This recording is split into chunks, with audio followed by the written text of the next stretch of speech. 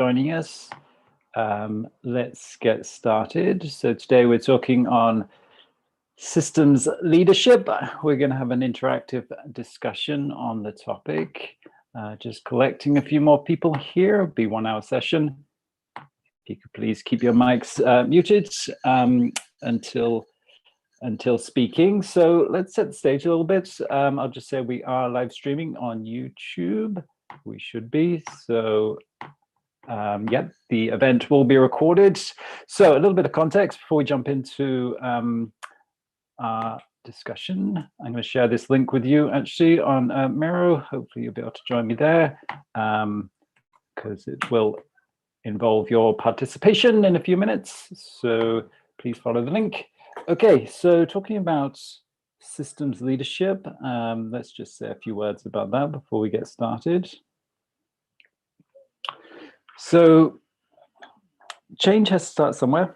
Someone has to start the work of bringing the new possibilities into the system, in the system together.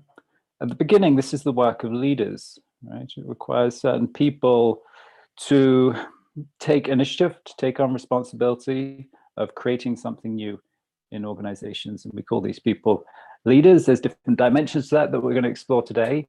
But leaders are the ones who step across the line, create a new space, and are prepared to resist the forces that will be inevitably directed at them for challenging and threatening the existing system.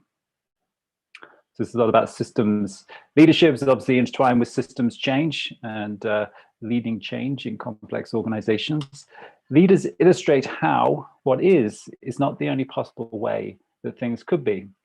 This both inspires people, but it also threatens the existing regime. Change often starts with undesirable conditions, but creative systems leaders help people move beyond just reacting to these problems to building positive visions for the future.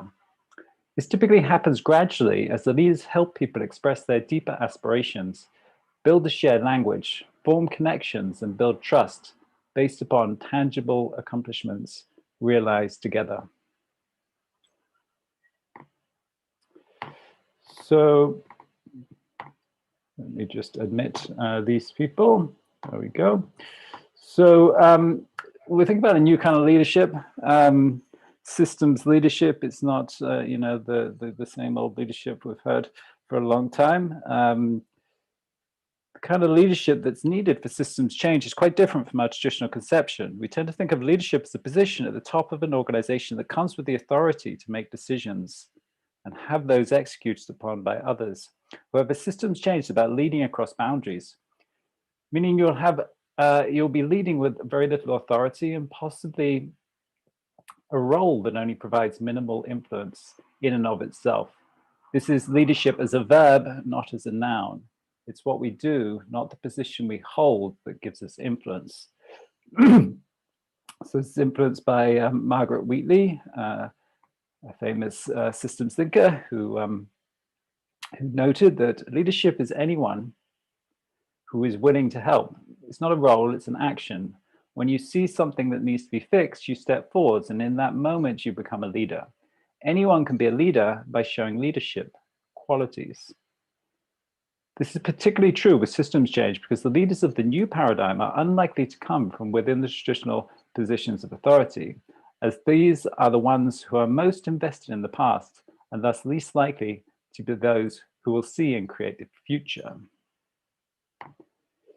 In general, leaders are people who see the whole, the changes taking place in the environment, and have a sense that they can shape their future and that others can also.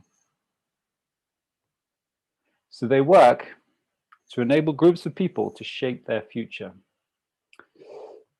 And these are some of the qualities. I produced a paper, one of our guides on systems awareness and systems leadership, and looked at kind of different theories of systems leadership, Peter Senge and Otto Scharman and all of these. And these are some of those aspects to systems leadership that pops out. So they're people who see and act from the whole.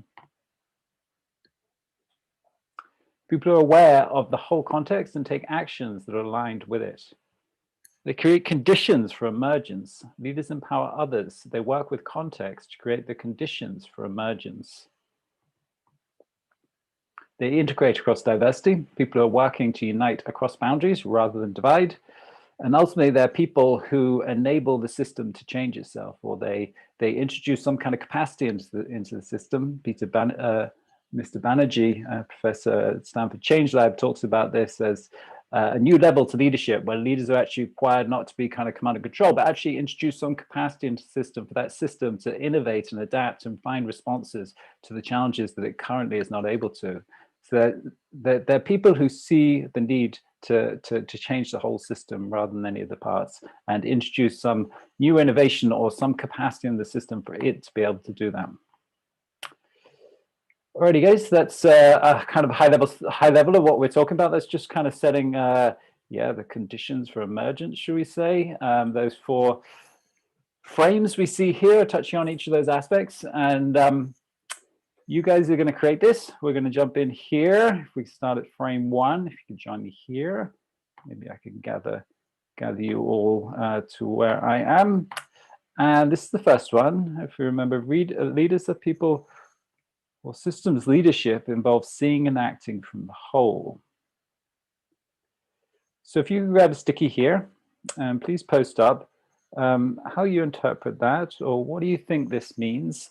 Maybe you could give examples, or you could think about this in the context of the area that you're working in, or even why you think this is relevant, why you think it's important. There's a number of different ways you could approach that, but if you could please add your contributions, and we'll take a few minutes to do that, and then we'll pick up on them and have a discussion from there. I'll share the link again for those newcomers in the chat. This is our Miro board. For those newcomers, please join us there. And we're on the first frame here, where we're asking systems leadership involves seeing and acting from the whole. How do you interpret that? Do you have anything you'd like to discuss there, examples or anything else you'd like to talk about or share with us today?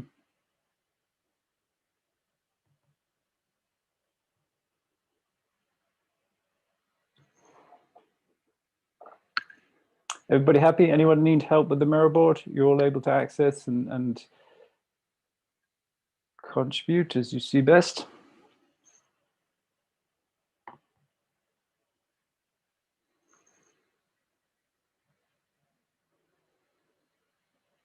Okay, we'll take 5 minutes for you guys to work through that. Please, Josh, can you share us the invite? Yes. So this link, have you tried that one?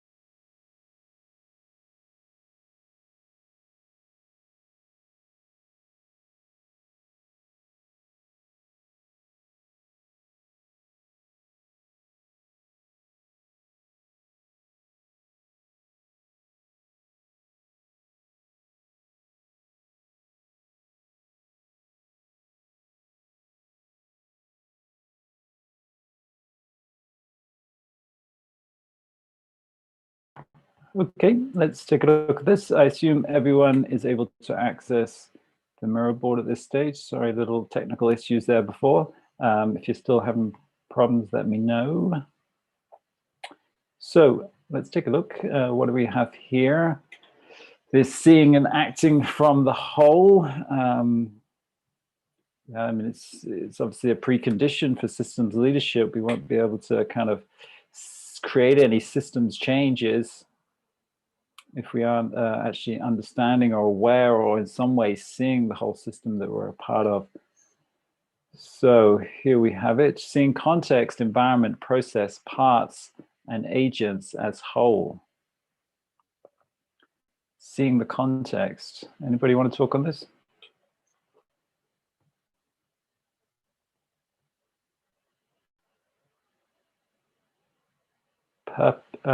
Purpose towards a shared outcome. Seeing things from a whole new perspective. Shared visions emerge. Inclusivity. Someone wrote a little essay for us here. There's a question of course about what the whole is, e.g. from an organizational perspective, a leader might consider leading from the whole to mean being aware of and responsible to the whole organization. However, one might also argue that the whole must refer to the multiple systems of which the organization is part, so requires the leader to consider not just their own organization, but the broader context in which they exist. Traditionally, leadership has mostly concerned itself with single organizational entities. Systems leadership goes beyond. Great. Anybody want to speak on this? It's definitely looking about the broader context, isn't it? And acting and responding to that rather than simply kind of optimizing your own organization. So yeah, I can come. So, viability. Yep. If you wanted me to speak to it, it's Seth. I can speak to it. But yeah, yeah. Just to kind of make the point that it's easy to talk about the whole.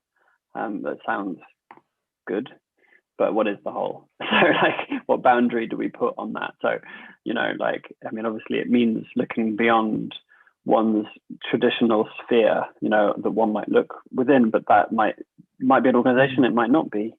So it's kind of, you know, as we know with systems, it's like it depends on the boundary that you put around it.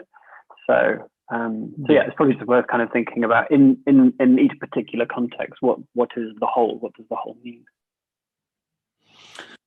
It's kind of relative to our kind of capacity, the level of our capacity to deal with complexity, isn't it? Because you can just keep on expanding out, right? Can't you? So it's always going to be relative to our kind of cognitive capacity to deal with all of these different factors we're bringing in. But I guess it's trying to consider our impact and influences within the broader environment in kind of the best capacity we can, and stay trying to kind of expand that, and ultimately, hopefully, it's not down to one person, right? Hopefully, ultimately, it's collective intelligence to get it kind of as much information and be able to process it as you can. Okay. So, I mean, that's another interesting point, right? So I've heard people talk about, you know, maybe the change in systems leadership from traditional leadership is leadership about the whole system leading, you know, instead of one person, you know, that traditional, some of our images here, maybe this one is a bit reflective of our traditional conception of, you know, the single kind of leader. And I still think that's somewhat important because you got to have someone kind of start things, don't you? So it's not like, well, difficult to see how a whole system is going to kind of start something. So that's one consideration. Are we talking about the whole system leading, or are we talking about an individual? Anyway, let's stay looking at what we've got. To create long-term goals. Yep. Everyone is a leader. Yep. Decentralized kind of leadership. But, you know, it does, I think that's nice to talk about. But I think there's a certain tension there, right? Definitely want everyone to be a leader and all of this, but you know, when you think about leading change, there's kind of always people who are going to be like at kind of the cutting edge, and people who are going to be a bit behind. So, yeah, I think there's a number of dimensions to that. Does anybody want to talk about that? Do we think, you know, this system's leadership is going to be about the whole system leading, Or do you think there are going to be people there who are going to have to, take those initiatives when it comes to changing? Well, honestly, watching one of the lectures of David Snowden, what he usually says is that individuals usually are not really important in complex systems. Individuals separately are not really important, because he talks about hierarchy and all these sort of things. So I believe that when we talk about system change, we need to talk about individuals working collectively. But it depends on the situation, like a crisis situation, for example, like the pandemic. Then some individuals might matter more because this centralization role might be important. So I believe it depends on the context, but at the complex systems level, usually individuals need to come together. Yeah, totally true, right? We're always thinking about the whole system. We're trying to decentralize things. We're trying to get emergence, trying to get self-organization and all of this. But I don't think that totally does away with the idea of the individual. I think there's still a role for them in all of this. And I think in practical terms, when you look at it, how change happens in practical terms, I think you will see often it comes from, a few individuals who lead that, even if we may want it to be different, and even if certain aspects of the change does come in a more decentralized way. So I think it's an interesting discussion to have.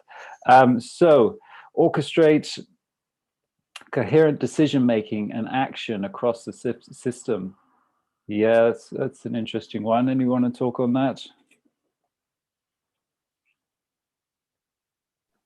I'll talk a little bit about that as I put it up.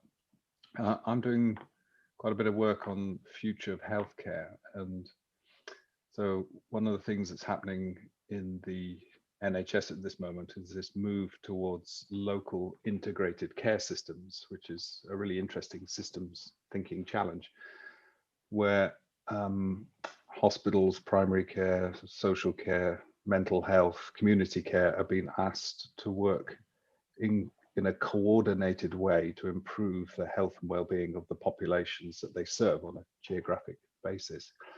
So a vision is really important, because all these silos need to understand how they can work together, or what plan around which they're going to work together. But then how does the individual changes going on within each of these institutions coalesce and cohere together, so the system as a whole has some coherence in the way that it moves forward? And I think that's an interesting example of systems leadership that's got to transcend organizational boundaries to coordinate multiple institutions to work together around a collective vision. Yeah, and I think we mentioned David Snowden there, and other people say it, that when you're dealing with a complex adaptive system, obviously you can't kind of specify all the rules and all the behaviors and so forth, but you're thinking more about you're trying to have some long-term kind of vision about where you're going, but then you're creating some structure, and it's in that they're kind of organizing themselves and self-organizing towards that long-term vision. You haven't got all those that planning out of the whole process and everything. But I think information plays a big part in it too, like how the information flows amongst those people in the system, working to enable them to actually see what's going on and connect what they're doing to that overall vision, the long-term vision. Okay, so at first it's more about being and seeing than doing, getting lost in details. Bigger picture, got to kind of see the bigger picture and kind of let go of some of the operational stuff, at least for a while.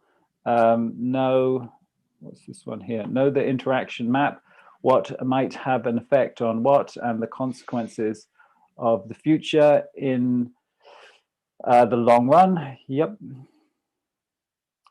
So take care of resources as humans, money, property, etc.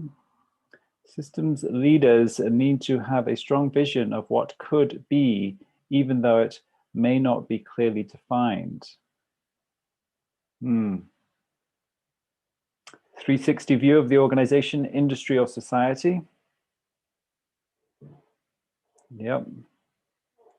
Gonna have to see the environment and what's going on out there, right? Understand the past, knowing the present, and being able and being bold about the future. It's interesting, this idea of backcasting. Probably some of you know it, right? The idea that you kind of create a big, bold vision, and it's not kind of just playing forwards from the future in certain steps. It's kind of creating a radically kind of different vision for the future, and then kind of working backwards from that. It's maybe part of this. Having a vision, okay, staying the course. Yeah, I think those two go well together, right? It's all one thing to have a vision, but then actually to play it out is another thing. And to kind of operationalize and go through the whole process is certainly, staying the course is important. That may require creative destruction and working with the unexpected, unknown unknowns. Yeah, could be a lot of sense making that's going on, I think, and trying to explore a lot of unknown, all right? If you're trying to understand the whole context and what's going on, so as to enable your organization to adapt and evolve in the right way in response to that, a lot of sense making is going to have to go on to figure out, to get a sense of what's really out there and what could be and how things may be changing. So knowing, understanding the whole ecosystem. Yep. This one here, teams working on systems change projects may remain stuck in the ideation and theoretical level. At some point, the rubber needs to hit the road. Yep. Staying the course, going through the whole process, and making sure that you kind of really play out the whole process rather than getting stuck in your vision or whatever it is, your ideas. Tapping in an emergent insights while setting intentions from a deeper knowing. Tapping in an emergent insights while setting intentions from a deeper knowing. It's the leader's role to establish the context. It's the leader's role to establish the context for emergence and then introduce catalytic perturbations. I think it's probes. I think you're referring to maybe David Snowden here. He talks about catalytic probes to the system. Is this someone? Who is this? Someone want to talk on this?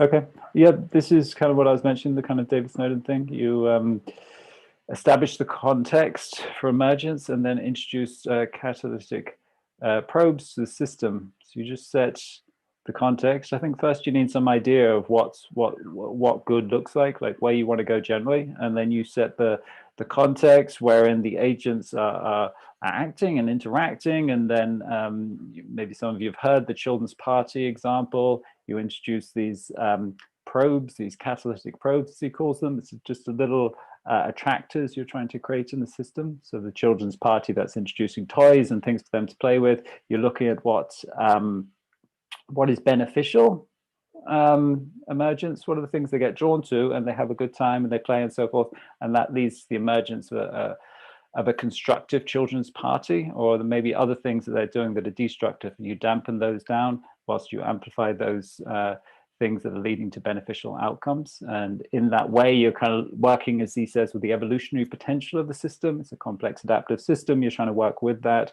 and all the time kind of having some vision about where you want to go, but working with the agents as they form attractors and develop in certain directions and trying to guide them in that direction rather than specifying exactly what they should be doing. That's David Snowden's theory, but let's stay going onto our second board here for the sake of time. Yep, talking about emergence, here we are. Leaders set the conditions or the context for emergence. Let's jump in here and post up whatever ideas we have on that. Maybe you have examples. What do you think it means? Maybe you have, maybe you're working in certain areas and you want to post something up about that. Let's take 5 minutes to create some stickies, and we'll come back again afterwards. I'll share the link again in case you need it.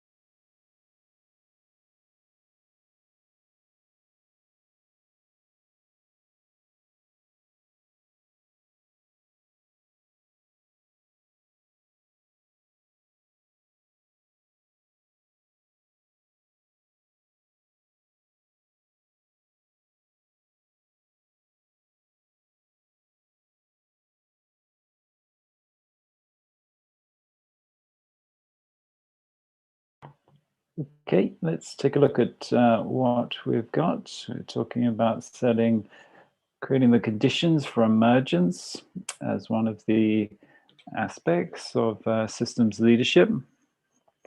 So noticing your bias, encouraging experimentation,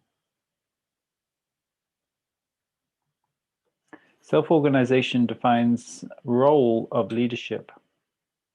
Leadership defines direction of self-organization in a feedback loop. Anybody want to talk about this? Yeah, that was me. It does seem to me that, kind of like we were alluding to before, we really don't get to give a top-down command about what the process or what we're trying to do comes around. It kind of defines what it needs. But then once it defines what it needs, whoever takes that role is going to have a particular path, okay? And once they set the organization on that path, it's going to be kind of hard to change from another path. So it's back and forth between how these things evolve. And I sometimes think that fledgling organizations that are trying to change entrenched systems don't realize how much power or how sustainable and resilient those entrenched systems are, even though they're negative, even though they're detrimental, they've got a tremendous power already in terms of the mental models, in terms of the patterns, in terms of the embedded systemic structures they have. So it takes a great deal of effort to change that. So that's my 2 cents. Yeah. It's almost like kind of gravity hierarchies, isn't it? It's like we seems to be a ball that sits well at the bottom of the bowl there for some reason. How do you get to a whole nother equilibrium? And very difficult. It keeps on rolling back down very easily. I mean, it's the idea of phase transition. It takes like 3 times the amount of energy to take water from water to steam. I mean, if you're just trying to move the water, that's one thing. But if you're actually trying to change the very nature of the water, that takes a tremendous amount of energy. Yeah, it's a good one. And you said setting the needs. Did you mean that's coming? Who's setting the needs? Do you think it's the environment setting the needs or the top of the hierarchy setting the needs? I think, well, with human systems, I think there's intentionality too. I mean, donut economics wants to reach a certain level of social foundations and ecological ceilings, okay? So it's making a specific target it's going for in order to do that. But that is going to be a complex system. And so it's not just going to be a matter of setting up and putting it in the different, dashboard. You're going to constantly be moving things around. Anytime I do something to improve the social foundation, it's probably going to be a built environment, which means they're going to have an ecological effect. I mean, it's kind of like the, now I'm forgetting the name of the person who did the weather patterns. Yeah. Lorenz. So, but Lorenz, Edward Lorenz. There's essentially a feedback loop, isn't it? It's like the way we set our goals, and then as we develop, and then we have to kind of adjust they set the context within which we operate, and then we go forward. Right. Great. Thank you, Brian. So let's stay going. Holding space. The argument now is. Oh, good.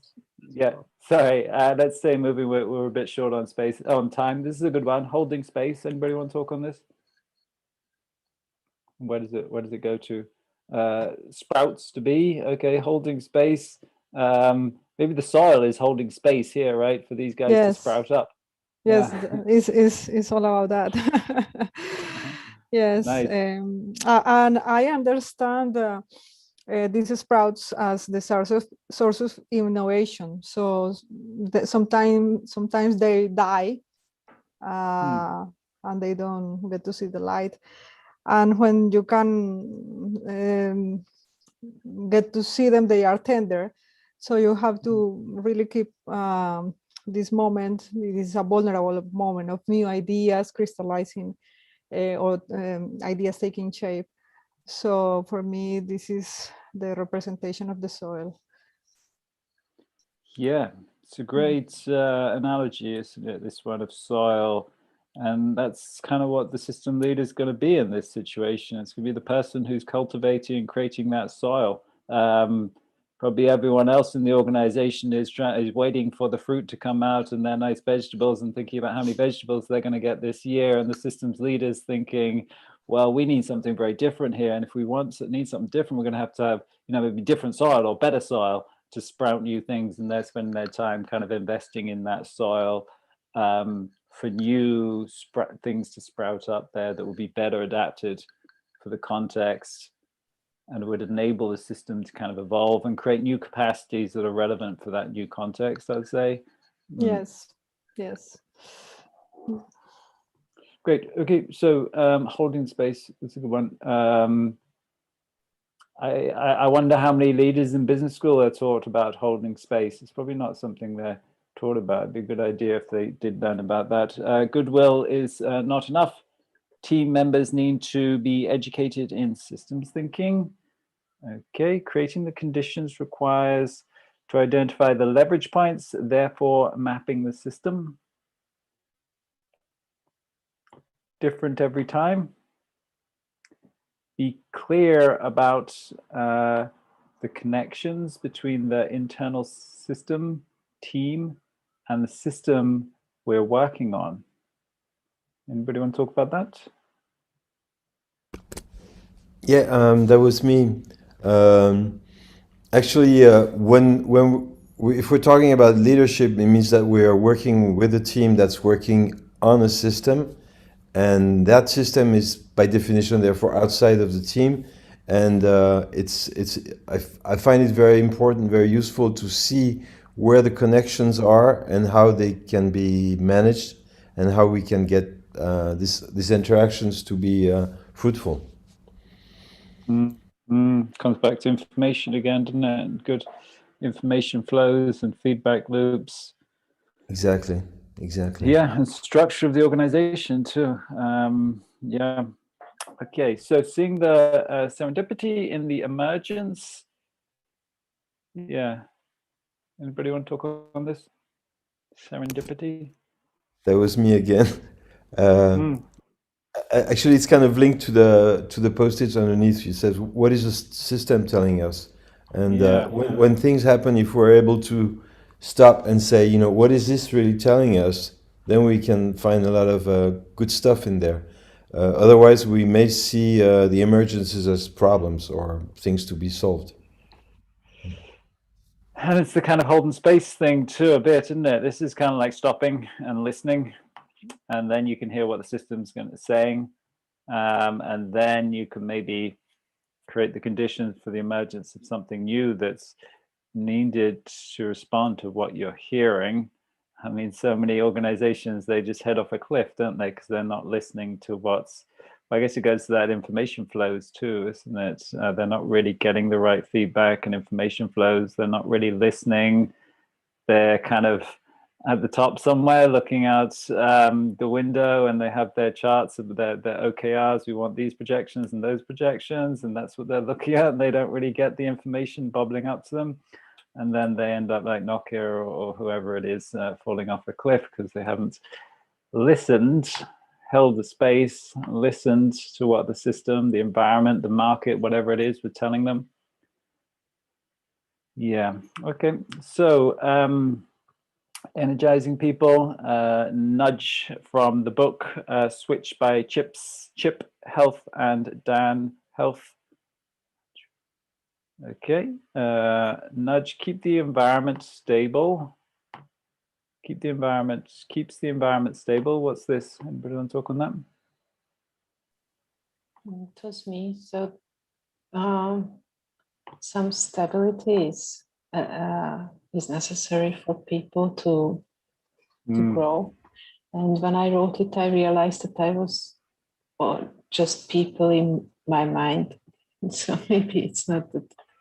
I just realized that why I never thought about anything else, just people. So keeps the environment. It's also the financial environment. Yeah. Environment as well. Yeah, I was thinking about that whilst I was reading these stickies, actually, the ones about trust and so forth. Creating an environment, but it's also a dynamic environment, isn't it? Like, can't be too stable, right? Or else it's gonna become a bit kind of stale and so forth. It's kind of an edge of chaos sort of thing, I'd say. You know, if it's too chaotic, you know, if the finances aren't being paid irregularly or whatever, and people are coming and going, it's not going to be able to, the team aren't going to be able to kind of make stuff happen. But so they need a certain stability, but also a certain kind of dynamic stability, I think. So it's a good point, creating the context. And a few people posted this one on trust, right? Yeah, trust circles, trusted environments. Anybody want to talk on that?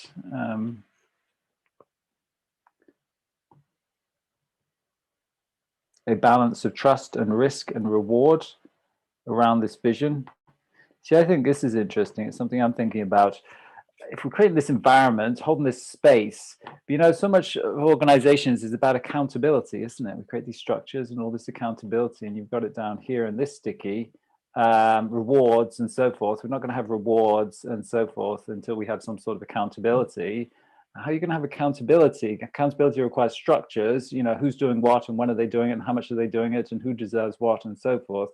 How are you going to have that if it's all about holding the space and creating the conditions for emergence? I struggle with that one personally. I'm not sure how to kind of reconcile those, because I think there's still a space. I think there's still a need for accountability and all the things that it brings.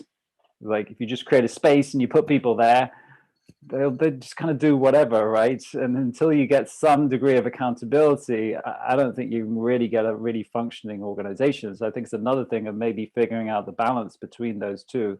And maybe it depends on the context, maybe it depends on the people and the environment and so forth. But I think there is an aspect of accountability, and that requires structure. But then we also need this emergent thing, which requires open spaces. So haven't figured it out, but I think there's some kind of balance that needs to go on there. If anybody wants to add anything. Can I elaborate on that? I think in my experience, the third way is a construct in which the open space can be celebrated. And by this emerging insight, rather than saying this is the way we should go, or these are the initiatives that we have to work on, placing an intention will come up with a third way in which everybody can follow up with. So there will be, and that is something to hold space for and to wait for it. And sometimes we heavily tested this in Italy while we're doing a pilgrimage with 12 leaders. And the first days it took like 4 hours to get to a certain third way because the space was not clean enough.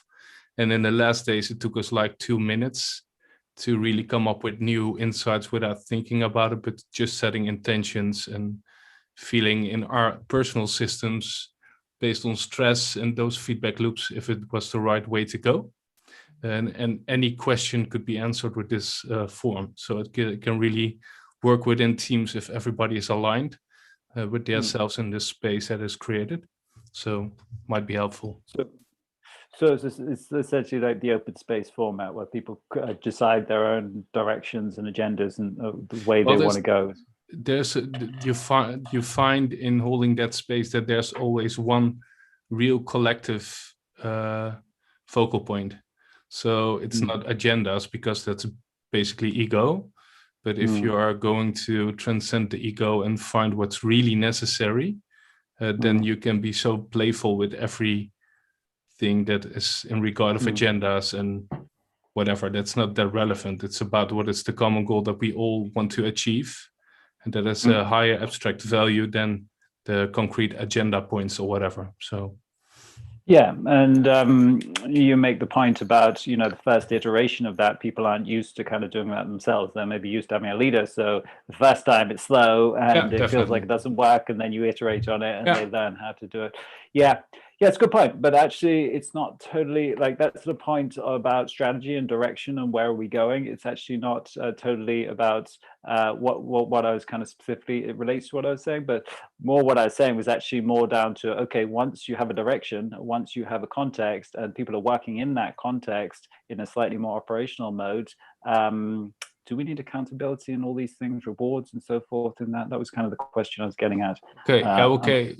In that way too, small. We work with OKRs. So if we say with a part of focus, what is your personal OKR?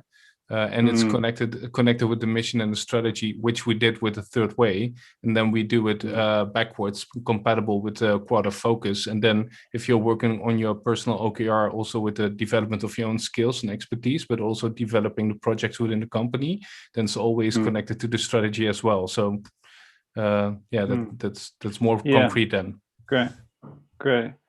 And okay, and you feel that leaves the space, I guess. Then every now and then you're having your OKRs, you're following the direction that you set, you're going through your OKRs, and then after a while you create another space for people to kind of define the direction again, and then you're going through the OKRs sort of thing. Is this what you're saying? Or it's a weekly iteration. So weekly we have a stand-up for like a half hour, and then we do a daily OKR session of a half hour every morning at 7:30 until 8.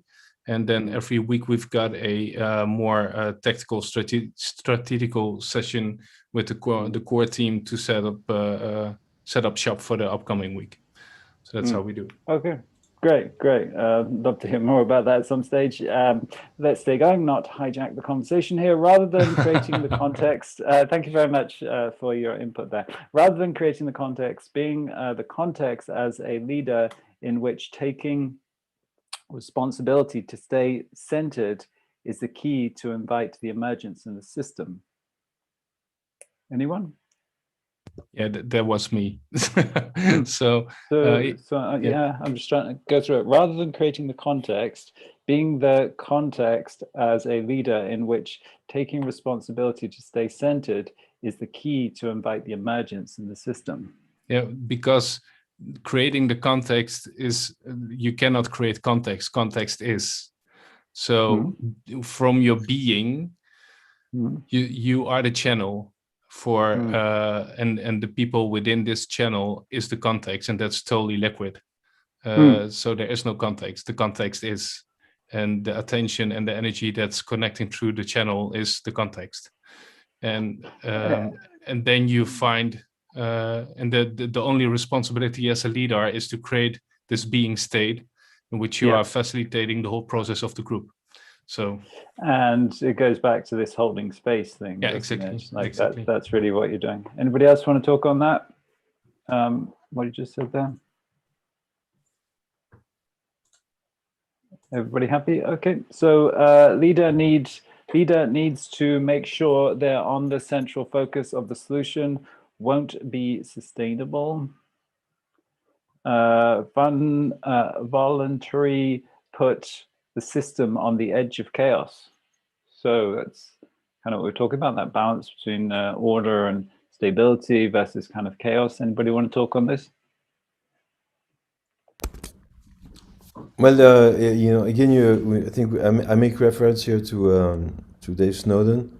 I think again, it's very easy because of our backgrounds, usually in your education, to think that things are just complicated, and not complex.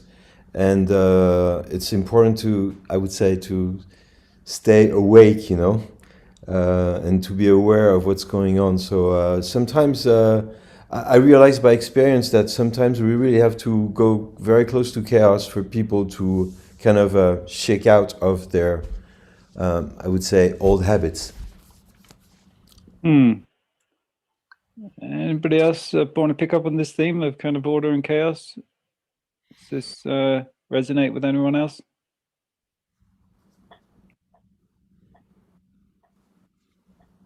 Because I think that is the essential kind of idea, Stefan, isn't it? That we think of chaos as bad. It's the kind of creative destruction thing, isn't it? That there's got to be that kind of letting go, and well, as human beings and certainly as organizations and bureaucracies, we're not so good at the letting go piece. So sometimes that actually needs to be there needs to be an environment that requires that, like the market, right? The market in certain ways is quite good at that, the creative destruction thing. Well, we know bureaucracies, right? Difficult closing down bureaucracies, easy to open new ones up. Because they don't have that environment, that kind of creative destruction environment that's kind of making them do that. It's a really interesting topic. I think that side of the two loops thing, the actual letting go thing, and the decay side, and very interesting how the market kind of introduces that and kind of requires private sector companies to be in that, to operate like that and have that kind of letting go side of it. Yeah. And evolution, and out there in ecosystems, right? That's what we see. Creatures die. They don't just keep on accumulating, they die. And I think how all of us will have to die for our children to live on this planet, right? If that didn't happen, none of us can live here, would be way overpopulated. So I find that really fascinating, actually, in all these contexts of change, looking at both sides, because we get so caught up. We so much like the new, particularly when we're talking about innovation. How do we really work on the other side of the letting go part? I think that's really what transformation is about, or a key part of it. Maybe you are addressing this vision of being more proactive in the letting go, not rather like a victim, or it happened to me, and so I have to let it go. Wow, crisis, right? There we go. That's what we mean by having to let go. And so often it seems like it requires a crisis for us to let go. How could we create I was just reading an article earlier on today about this, and how could we create the kind of systems that systematically, in a sense, promote and enable the letting go as much as the creation of the new. I don't think we've really got to that level yet. In the way that ecosystems have. Even markets, right? Most markets, it's only pure markets where you get that dynamic, and most markets aren't pure markets, right? They have monopolies. Most countries, the telecom or their energy, there's just 4 big companies there, they're banks and so forth. So most of them aren't really like that. They require a financial crisis before the finance guys. Yeah. So anyway, that's a really interesting one to explore. So share and connect with other leaders. Change roles. Anybody want to talk on that? Sociocracy. What do you think sociocracy says about leadership? I've never seen that. Anybody know anything about sociocracy and leadership? I believe in this part of leaders making connection has to do with the networks, because depending on the problem, they will have the need for formal leaders to communicate with informal leaders inside the organization and between organizations. So depending on the problem, I believe this important communication between formal and informal leaders and between leaders of organizations may be an important point in order to get communication very well done, to not to get too much diffuse. I believe it might be an important point. Is this in relation to sociocracy, or is it a different thing, or changing roles? I believe for the coordination of the problem, of the solution, because if the communication fails in one part, then perhaps it will surely not work. So I believe it has to do with it. Okay, thank you. Again, communications and information. So trusted circles. Can I say something about that?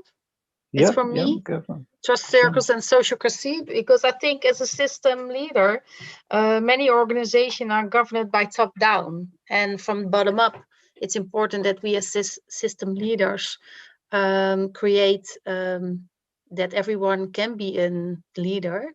So sociocracy is very natural. So everybody in a group can be a leader and create from that new experimental ideas. So I think it's very important that the system leader is has creativity and empathy and sense making, I think. But that is my own preference.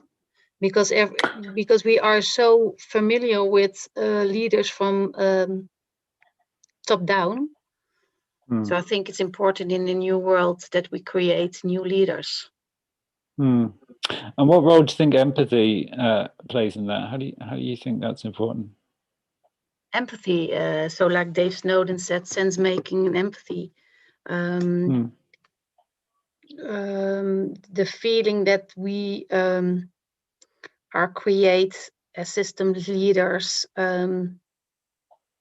not only for your own goal, but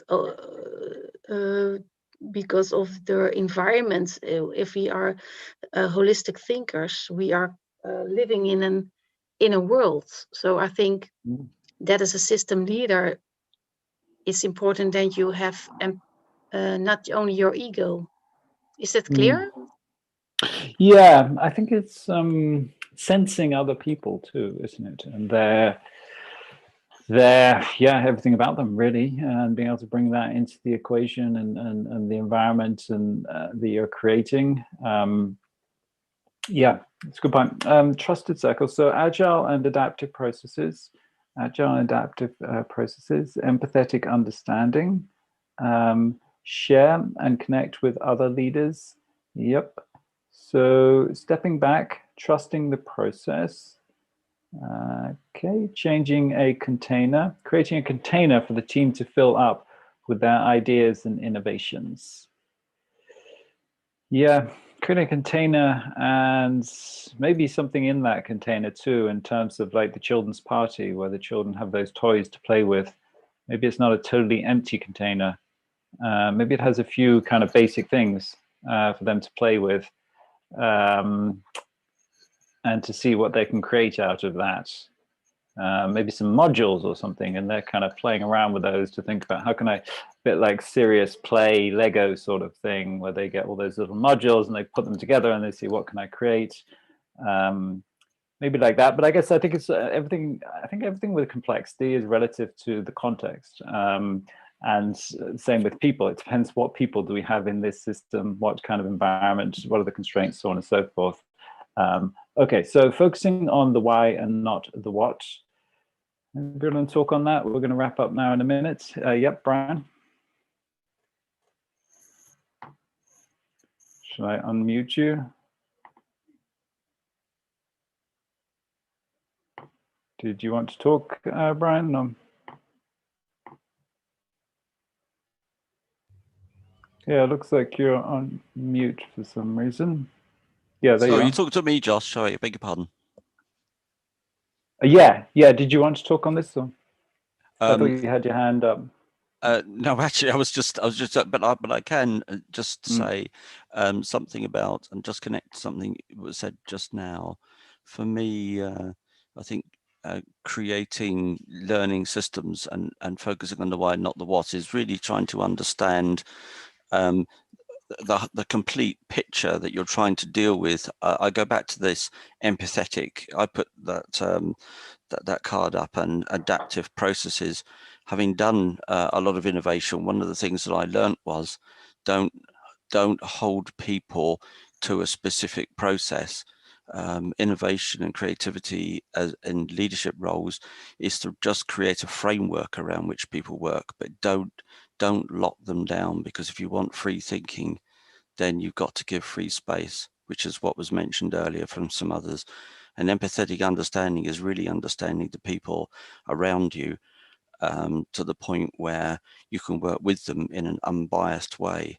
And that, I use the word curiosity for that. Stay curious, because if you're curious, you're not, you can't make judgments and evaluate things if you're curious. Curious means being totally open-minded and trying to understand. Does that make sense? It does.